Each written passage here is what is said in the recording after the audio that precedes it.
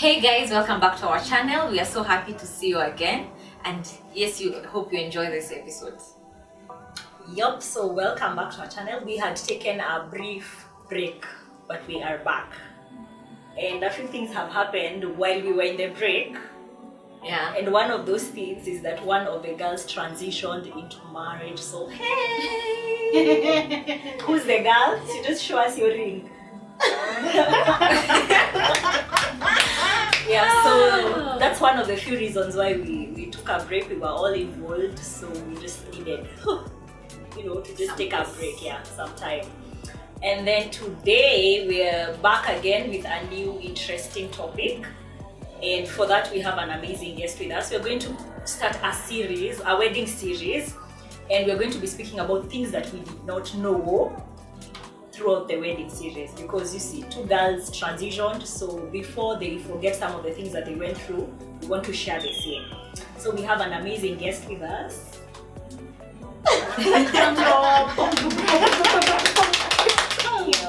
Welcome. She's a good friend of ours. She's an amazing woman of God, and she's also newly married. Yeah. So, would you introduce yourself? It's okay. Hi guys, my name is Ivy Dedi, and I thank God for meeting these girls again. Yeah, I'm happy to be here, and I can't wait to share some of the things that this episode will bring out of them. Yeah. So we're going to be speaking about things that we did not know about your dowry negotiations, like things that were new, things that you experienced that you never thought you would experience. Yeah, about your cultures, your cultural traditional marriage. So traditional marriage, yeah. right? So number one thing that the girls said was that number one, they did not know that it was going to be super expensive. So what was your, why would you say it was super expensive on your end? I think it's because of COVID, the effects of COVID, and at that particular time, I was not working personally. It was the only person who was working in catering for most of the girls. So I just felt, since we are in the era of equality, especially gender equality, we should be realistic enough even in dowry negotiations and in traditional weddings. It shouldn't be such a burden to only men. Yeah. So you also thought you should have been involved? Yes, I should have. Okay. Kinda, yeah.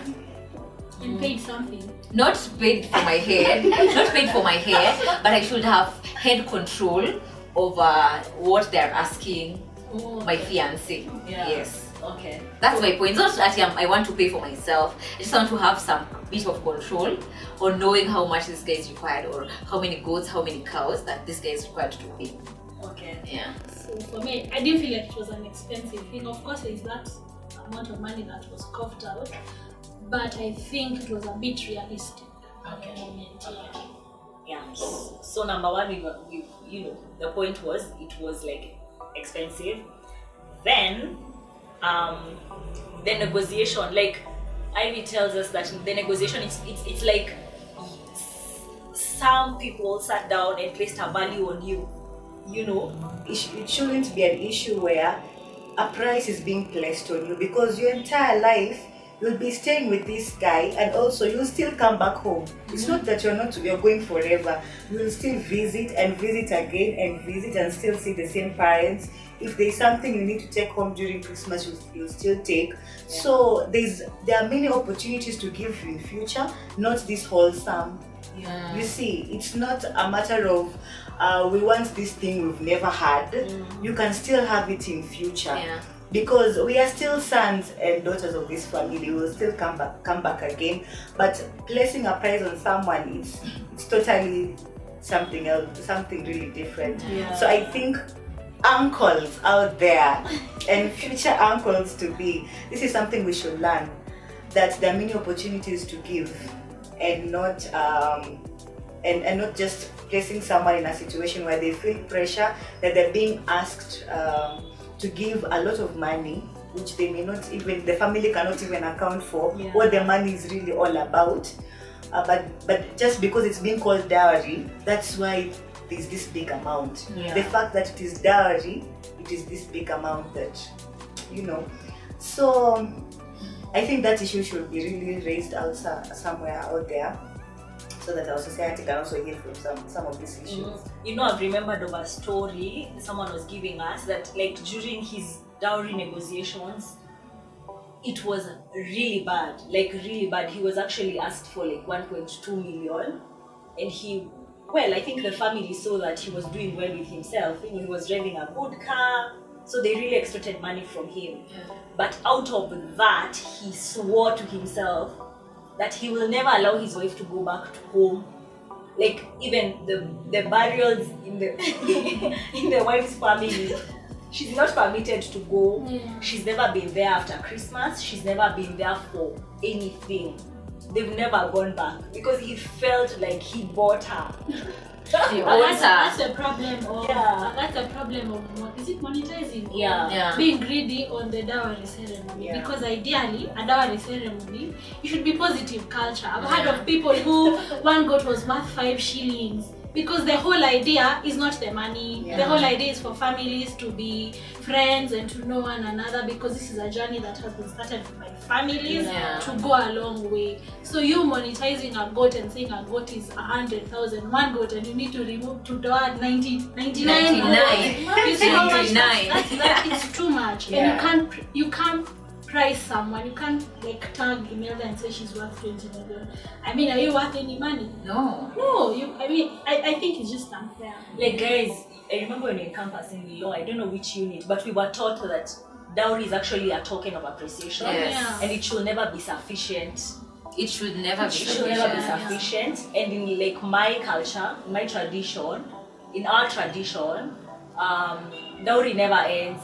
Yeah. Like, actually, nilikuwa naambiwa, I was being told the other day that if a guy is asked for like 99 goats and then he brings all of them on the dowry day, They won't it's take a them. curse. Yeah. They Like won't take them it's as- matharau. But you see, if like our parents and our uncles are placing value on us, like, how do they expect that our men are going to yeah, you know, like, you'll be getting into the kitchen and they're like, for that money that I paid, you better cook a good meal. You know, it's because they feel like they own you, they bought you, they were really like extorted for you. Yeah. So yeah. So Actually, something just more to add on that. These people don't understand that when you place this big value, it's not the man alone. Immediately they get married, it's now the guy and your daughter. Yeah. It is both of them to figure out how they're going to pay this amount of money. It's never a one guy issue, because now when they become one, the sources of finances will be from one person, the two people. So when you put that big price, or rather tag the price on the lady, remember also your daughter will be involved in acquiring this whole sum. So you should be really reasonable on what kind of pressure would you want to give someone, or what kind of situation would you put your daughter into. Yes. True. So you should really consider that it is not the guy who's paying only. He may not be able to pay everything at that particular time, but in future when they get married, it is both of them to figure out how much are we going to pay as their balance for that bride price. So if it is a huge amount of money, you're also putting the pressure on your daughter. Yes, people should really consider that. wow. Oh. Haya, so we have another point where we have similar cultures yet different traditions. Oh yeah, that was my point. Ideally, I thought if we're in the same tribe, we all ask for the same thing. Until you realize some families don't ask for something, so you go asking. There are those standard ones. There are the standard ones, but there are also other added ones. So like, I realized there are things that were there on the particular day that the other side was never aware of. They've never heard of that. For What's that? instance, like, For instance, there are things that men ask for, right? like alcohol. There's alcohol, there are funny names. There's alcohol, but there's also other things that the father of the bride asks for, and then there are things that the mother of the bride asks for. So the father, those ones they were aware of, but the mother's side, Aunties. the mothers now and the aunties are the ones it was like kind of a shocker. Like there should be sufurias. Yeah. Yeah, you see, you know that there should be. Is it Even there are people who ask for a cooker. There are others who ask for a jiko.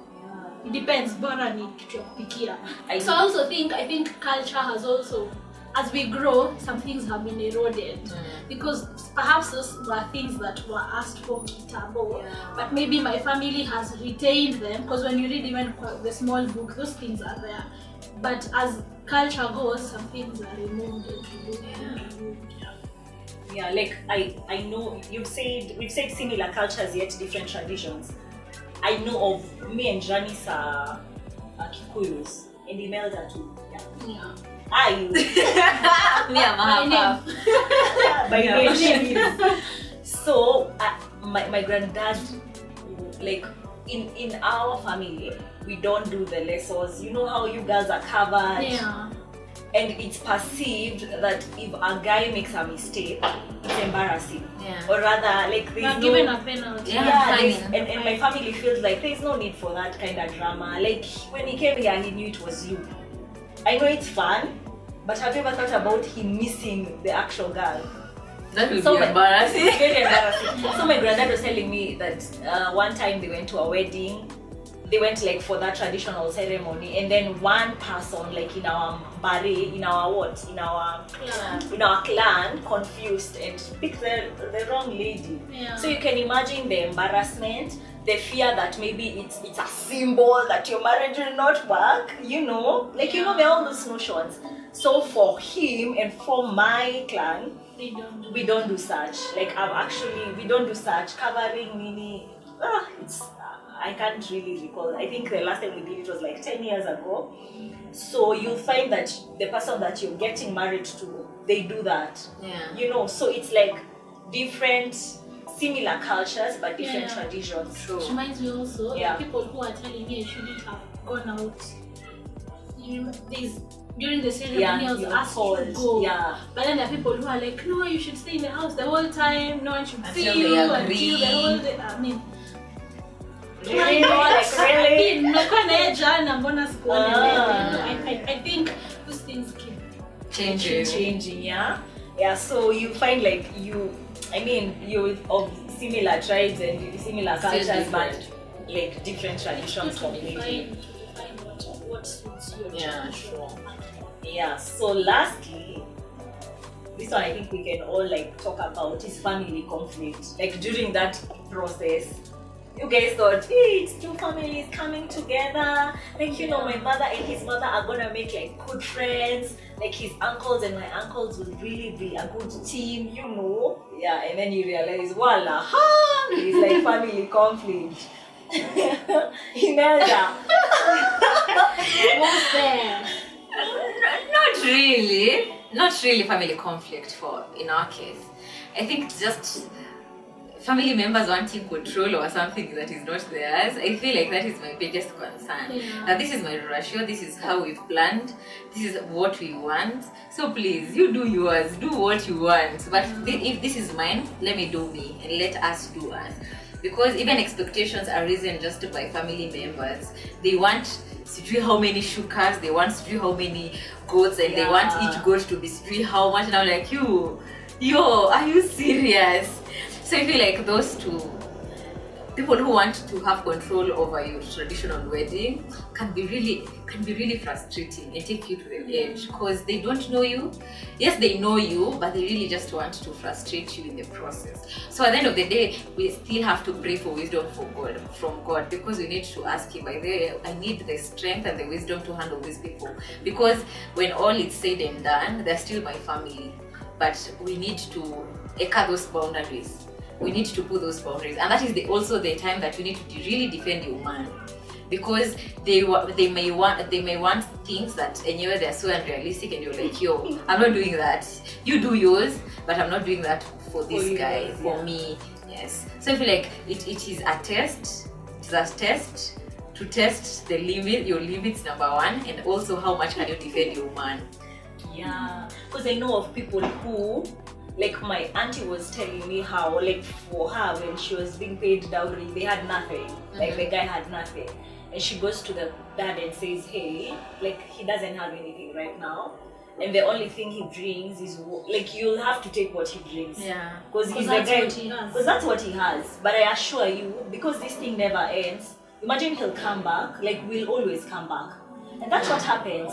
They received what they had, and they were blessed, and right now they're doing like super well, and they've gone back so many other And times. also, I'd really like us to discuss about the role of us ladies into that negotiation process, because I've heard of stories where the man actually walked out of that relationship just because he was so frustrated by the family and was like, kama ni wakununuliwa si mimi simtaki tena. So what's your role, Ivy, for example, what's your role as the girlfriend at that time to defend your man or to say, like, this is enough to your family?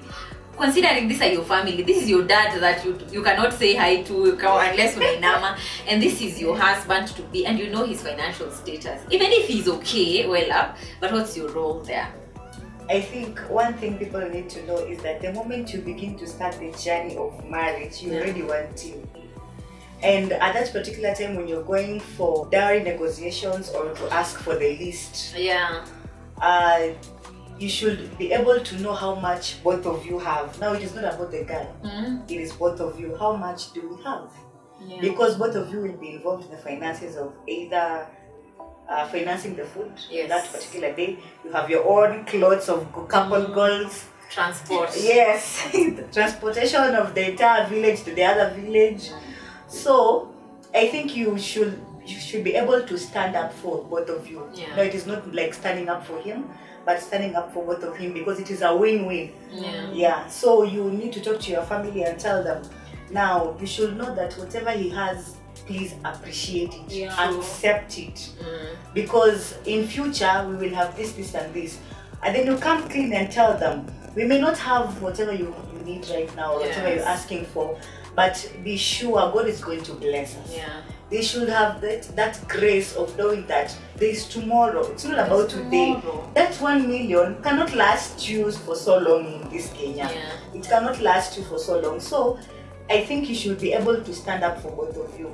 People say you are being rebellious. True. Me I was told I was rebellious. Why you? Yeah, me even asked for the list. Me I was like, they are not giving. I was like, Mom, these people have to give us the list. Kawe simkali, manze these people can use you. And me, I thank God, because it was a corona season, so we were not allowed to have so many people. So no, akuwa na ma-uncles that sijui wangapi. Me I was rebellious the whole season.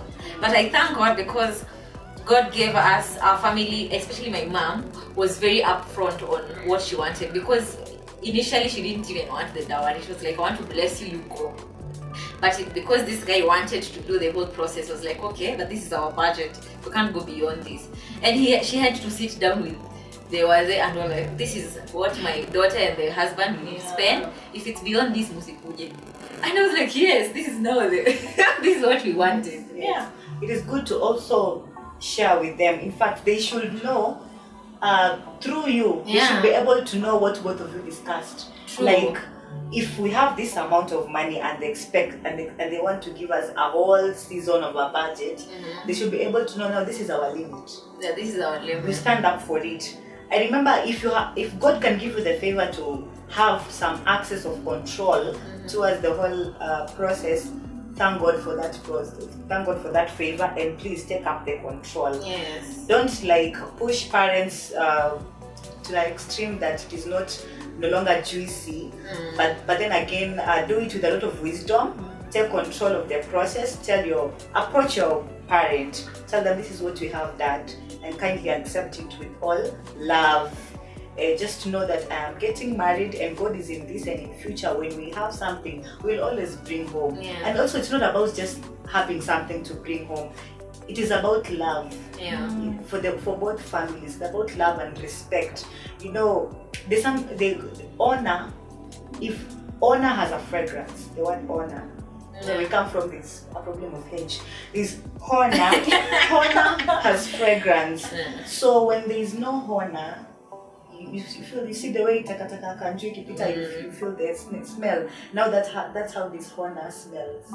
So Honor has its own fragrance, honor them, but then and honor the other family also. Let there be that love in between, respect each other, and also the whole thing is just to stand up for both of you, also for the guy. Yes, let it be clear. Just maintain the expectations. Yes. That's the whole thing. If you can't give numbers like you meant, giving specific and reducing, if you maintain the expectation so that when he comes, they will not expect More half than- a million and they get 50,000. Yeah, Just true. maintain the expectation so they know in their head when whoever is coming is not driving a Range Rover. Even if he is, my point is not, Whatever. even if he is, But really, this is Let's it. be If he realistic. comes with a Range Rover, let me tell you, he will maybe I'm ask for higher, us. maybe I'm higher. No, let's be realistic. I couldn't Asi haya, kwa hivyo ambia watu wasi haya magari. all your negotiations and how you defended him, it won't make sense. Yeah. It won't make To sense. change their Yes, perspective. but just maintain the expectations.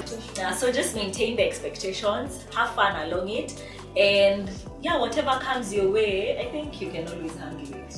Right. Yeah, just keep an open mind. So I hope this episode has made you enlightened. If there's something that for you happened and you've not talked about, please just comment down below. And tell us what astonished you during the process. We love you. Thank you for listening to us. Please like, share, subscribe, literally everything. We love you.